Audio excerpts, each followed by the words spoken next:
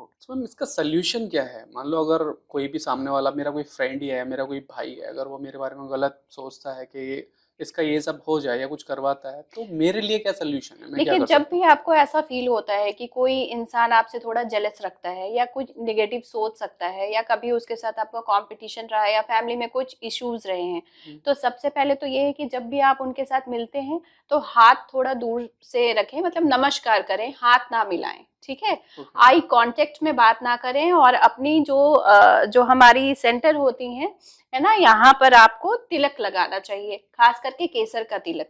अगर आप केसर का तिलक या कोई भी तिलक अपने फोरहेड पे लगा के निकलते हैं तो आपको किसी की भी बुरी नजर नहीं लग सकती है और वो आपके अंदर नहीं जा सकती, आपको हार्म नहीं कर सकती। तभी आप देखेंगे कि पहले के राजा महाराजा या जो भी लोग साधारण वर्ग के भी लोग थे वो भी एक टीका लगाते थे। राइट। अब मेरा एक क्वेश्चन और था ब्लैक मैजिक को लेकर के। ब्लैक मैजिक एक्चुअल होता क्या है, कैसे काम करता है ब्लैक मैजिक? ऐसा भी कहा जाता है कि लोगों की जान तक ले लेते हैं ब्लैक मैजिक के थ्रू। अगर मैं ब्लैक मैजिक की बात करूं तो इसका इतिहास भारत से भी ज्यादा पुराना और कंट्रीज में है, ठीक है। अगर मैं भारत की बात करूं तो आज भी ब्लैक मैजिक का एक सेंटर है, मयोंग वैली असम में है। आप चाहें तो उसे पढ़ सकते हैं। वहां पर कोई भी व्यक्ति गया तो उसे वो उनका फॉर्म ही चेंज कर देते हैं, और ये कोई स्टोरी नहीं है। वहां के गवर्नमेंट ने भी उस पर एक्शन लिया था कि कोई भी अदर स्टेट के लोग उस गांव में नहीं जा सकते, ठीक है। तो ये ब्लैक मैजिक होता तो है ही, बट होता कैसे है और इसके इसके रेमेडीज क्या है, ये लोग जानना चाहते हैं। देखिए, होता ऐसे है कि कभी भी आपको ना हमेशा ध्यान रखना चाहिए कि आप कोई भी आपके घर से कोई कपड़ा, है ना, आपके बाल या फिर आप ऐसी वस्तु जो बहुत यूज करते हैं घर से बाहर ना जाए, ठीक है। या फिर आप किसी को ऐसे दे नहीं जो भी आप यूज करते हैं, क्योंकि ब्लैक मैजिक होते हैं आपके अपनी चीजों के थ्रू हैं। आपकी जो चीज होती है उसमें आपका ऑरा होता है, और आपके ऑरा को नेगेटिव या पॉजिटिव करना, ये एक मैजिक कह लें या एक फॉर्म कह लें, ये एनर्जी को चेंज करना। आपका अगर कोई ब्लैक मैजिक कर रहा है तो आपकी एनर्जी को लेकर उसे कन्वर्ट कर देता है नेगेटिव चीजों में, है ना। अगर आपका सोच बहुत पॉजिटिव है, वहां से वो स्टार्ट करता है नेगेटिविटी डालना। तो इस तरीके से बहुत सारी इसमें पद्धतियां होती हैं, बहुत लोग करते हैं, बट एस्ट्रोलॉजी में इसे थोड़ा सा हम अब अभी के संदर्भ में मैं कहूंगी तो बहुत कुछ कम लोग होते हैं जो विद्वान होते हैं और उन्हें रिमूव करना आता है या करना आता है, और 70% लोग जो है मार्केट में वो फेक हैं, तो इससे बच के भी रहना चाहिए। सो मैम, जैसे आपने कहा कि अपने बाल या अपने कपड़े नहीं देने चाहिए, बट बहुत बार ऐसा क्या होता है ना, अभी एक ट्रेंड भी चल रहा कि नेकी की दीवार करके कुछ होती है, जो अपने कपड़े ना वहाँ डालाते हैं ताकि कुछ कोई लोग पहन सकें। तो वहां से भी हमारे कपड़े कहीं भी जा सकते हैं, अगर कोई करने वाला होगा तो वहां से भी ले सकता है। जी, सो इसका क्या सोल्यूशन रहेगा मैम? देखिए, कपड़े हमेशा से कभी भी जब हमारी फैमिली होती थी और जॉइंट फैमिली होती थी तो क्या होता था, बड़े भाई का छोटा पहन लिया, छोटे भाई का वो पहन लिया, राइट। और बाद में वो क्या होता था कि खराब हो जाते थे तो पोछा और ये डस्टिंग के काम में आ जाते थे, तो कपड़े कभी वेस्ट ही नहीं होते थे। अब ये जैसे नए नए रूल्स और ट्रेंड्स बन रहे हैं तो हम इन सब चीजों में फंसते जा रहे हैं। राइट। पर होना यही चाहिए कि आप अपने घर के कपड़ों को घर में ही यूज करें, ठीक है। और खास करके जो आपने बहुत ज्यादा पहना हुआ है, किसी को भी गिफ्ट करना है नए कपड़े को गिफ्ट करें। हाँ, लेकिन ये भी है कि अगर आपको पुराने कपड़े देने हैं तो अपने घर से ही रिलेटेड, आपके यहाँ कोई मेड आती है, आपके यहाँ कोई ऐसे रेगुलर पेपर वाला आता है, दूध वाला आता है, तो आप उनकी फैमिली को दे दें। ओके। हाँ, जिनको नहीं जानते हैं वहां तक ना पहुंचे, ये ज्यादा अच्छा है। ओके। और बालों की बात मैं कहूंगी कि हमारे शुरू से ऐसा था कि जब भी बाल गिरते थे आप देखते होंगे कि मम्मी या दादी लोग ऐसे मोड़ के उसे जमा करते जाते थे यस। और उसे एक बार जाके फ्लो कर देते थे। तो क्योंकि बाल प्योर शनि का रूप होता है ना, और शनि से बहुत सारी चीजें खराब भी होती हैं, अच्छी भी होती अच्छी हैं। भी होती तो जिनके घर में आप देखोगे कि बाल बिखरा हुआ रहता है, वहां पर प्रॉस्पेरिटी आना कम हो जाता है, है। काम हो जाता है। जी, ओके। तो ये भी बहुत बड़ी इंडिकेशन है। अगर आप देखेंगे बाल बहुत टूट रहे हैं, बाल घर में बिखरा पड़ा है, झाड़ू में बहुत निकल रहा है, आपका शनि खराब हो रहा है।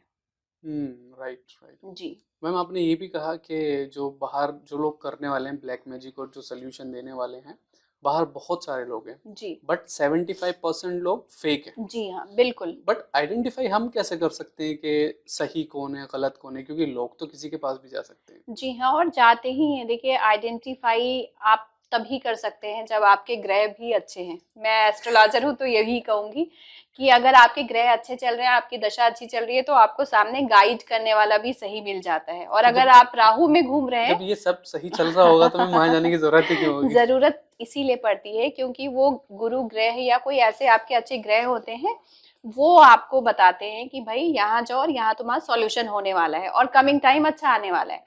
लेकिन अगर आपका राहु बहुत ही खराब बैठा हुआ है तो आप ऐसे चक्रों में बहुत ज्यादा पड़ जाते हैं।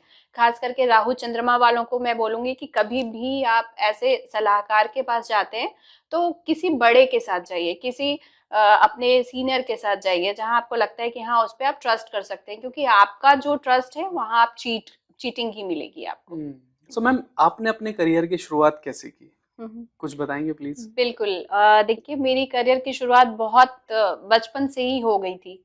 मेरे फैमिली में कुछ एस्ट्रोलॉजर्स थे और फैमिली फ्रेंड्स थे, और कुछ ऐसे लोग थे जिनको स्पिरिचुअल साइंस में बहुत विश्वास था। वो लोग आते जाते थे, और मैंने 7th क्लास में कीरो का बुक पढ़ा था, पामिस्ट्री का। और वहां से मुझे स्टार्ट हो गया था कि ये होता क्या है, और मैं सबका हाथ देखती थी।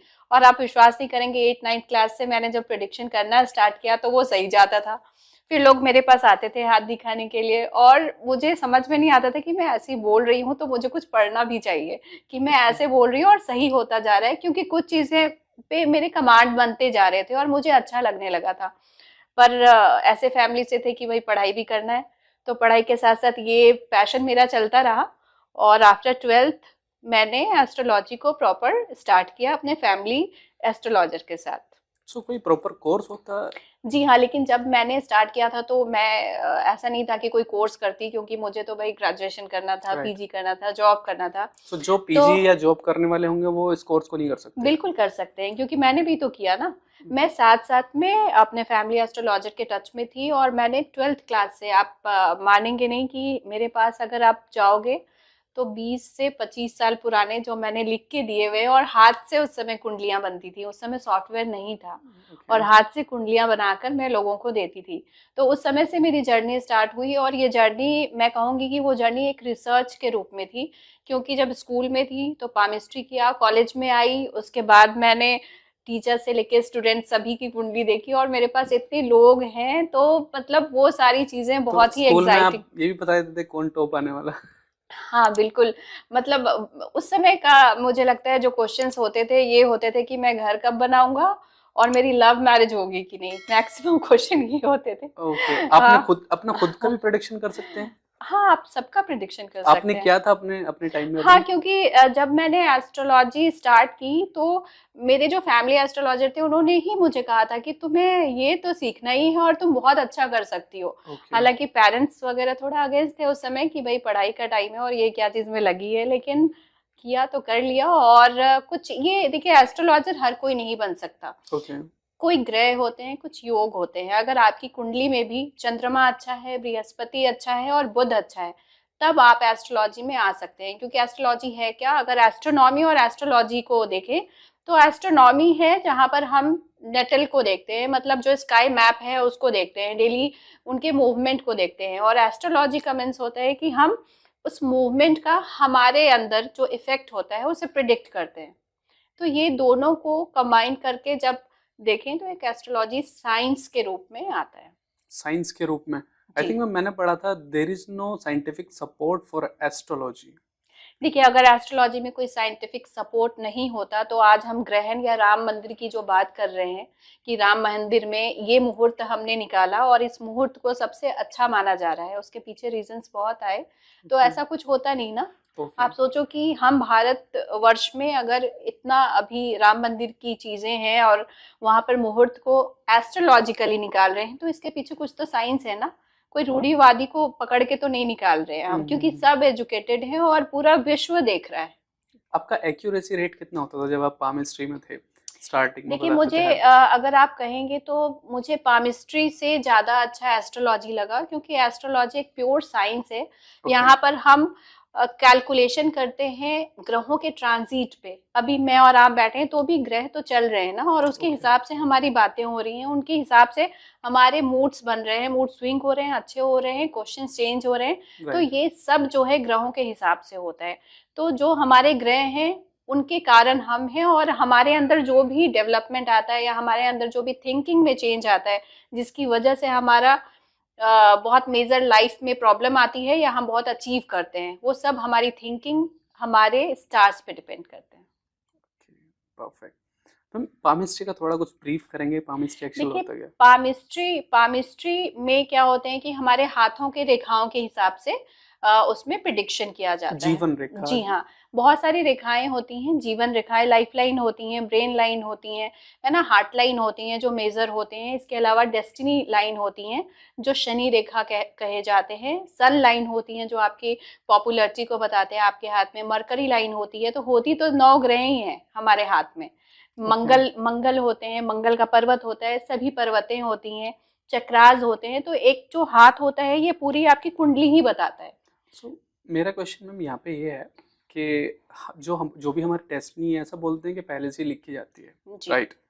सो क्या हम डेस्टिनी चेंज कर सकते हैं?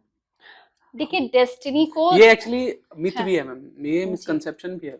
लोगों को क्या लगता है कि एस्ट्रोलॉजी से जो भी आपका नसीब है ना, आप वो बदल सकते हैं, आपके खुद के हाथ में होता है। तो प्लीज क्लियर करेंगे आप इसको? देखिए, जैसा कहा गया है कि जैसा कर्म करोगे, गीता का एक सार है कि हम जैसा कर्म करते हैं और हम वैसे ही बनते जाते हैं ना। राइट। तो सब कुछ कर्म के आधार पे होता है। एस्ट्रोलॉजी उससे आपको गाइड करता है कि आपका मंगल खराब है तो आपको मेहनत करना चाहिए। आप आलस में रह जाओगे तो आप फिर लाइफ में कुछ भी अचीव नहीं कर पाओगे। ओके। तो एस्ट्रोलॉजी यहाँ आपको गाइड करता है, हर चीज में गाइड करता है कि देखो आपका डेस्टिनी का ये टाइम है, ये टाइम पीरियड है, अभी 2 ही साल बचे हैं, मेहनत करना है तो कर लो, नहीं तो आप पीछे रह बट जाओगे। मैम ये तो बहुत जनरल चीज नहीं है। हाँ, मेहनत तो देखो, अगर कोई भी चीज होगी तो मेहनत बिना किए वो अचीव नहीं कर सकते, है ना? लेकिन कुछ लोग आप हाँ। देखो मेहनत नहीं कर रहे होते हैं। हम सब सामान्य लोग हैं ना। ओके। कुछ लोग मेहनत कर रहे होते हैं, कुछ लोग नहीं कर रहे होते हैं। राइट। सभी क्यों नहीं कर रहे होते? ठीक है, यस। सभी का प्लैनेट अच्छा नहीं हो रहा होता। तो अब मान लो कुछ वर्ग जिनके प्लैनेट अच्छे हैं वो मेहनत कर रहे हैं और पहुंच रहे हैं, है ना। आप देखोगे मैक्सिमम एस्ट्रोलॉजी के बिलीवर्स जो बड़े बिजनेसमैन होते हैं, बड़े क्लास के रैंक के जो ऑफिसर्स होते हैं, या फिर जो साइंटिस्ट होते हैं, बहुत सारे साइंटिस्ट भी जो होते हैं वो एस्ट्रोलॉजी मानते हैं, लेकिन साथ में उनका ये रहता है कि इसके पीछे लॉजिक है ना, लॉजिक मिसिंग है। तो वो लॉजिक का जो रिसर्च है वो हम जैसे कुछ लोग मिलके कर रहे हैं, और शायद हमारे आगे के जनरेशन भी करे ताकि हम वहां तक पहुंच भी पाए। सो आपके कहने का मतलब है कि जो लोग मेहनत कर रहे हैं वो तो डेस्टिनी पा रहे हैं, लेकिन जो लोग मेहनत करते करते उनको लगता है गिव अप कर देना चाहिए, जो गिव अप कर देते हैं जो गिव उनके अप, लिए जी मेहनत कर हाँ, रहे हैं नहीं, ताकि जो वो। गिव अप कर देते हैं उनके लिए एस्ट्रोलॉजी है।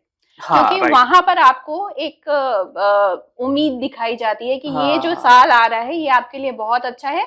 और अगर आपके कोई ग्रह कमजोर भी हैं तो आप कोई जेम स्टोन पहनकर, कोई रेमेडी करके उसे अपने लाइफ में चेंज ला सकते हो।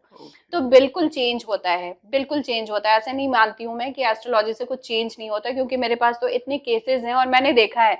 और मैं कभी कभी खुद ही सोचती हूँ कि मतलब कैसे होता है। कोई आई कोई डोंट। ऑकवर्ड केस आया आपके पास, कोई ऐसा वियर्ड के हाँ, आपको भी लगा हो कि नहीं यार ये फनी वे में कोई आया हो, कुछ ऐसा केस? फनी वे में नहीं, हाँ, लेकिन देखिए क्योंकि हम ऐसे समाज में रहते हैं जहाँ पर कुछ लोग मानते हैं और कुछ लोग नहीं भी नहीं मानते, मानते हैं। राइट। तो बहुत लोग ऐसे आते हैं जो आपको पहले बोलते हैं कि आप मुझे पहले मेरे पास्ट के बारे में बताइए, और उसके बाद जो है मैं पूछूंगा। टेस्ट करने के लिए, पहले मैं ये समझूंगा कि आपको कितना आता है टेस्ट ना। करने के हाँ, लिए। बिल्कुल बिल्कुल। कुछ लोग होते हैं ये पूछते हैं कि आप कितने साल का एक्सपीरियंस है।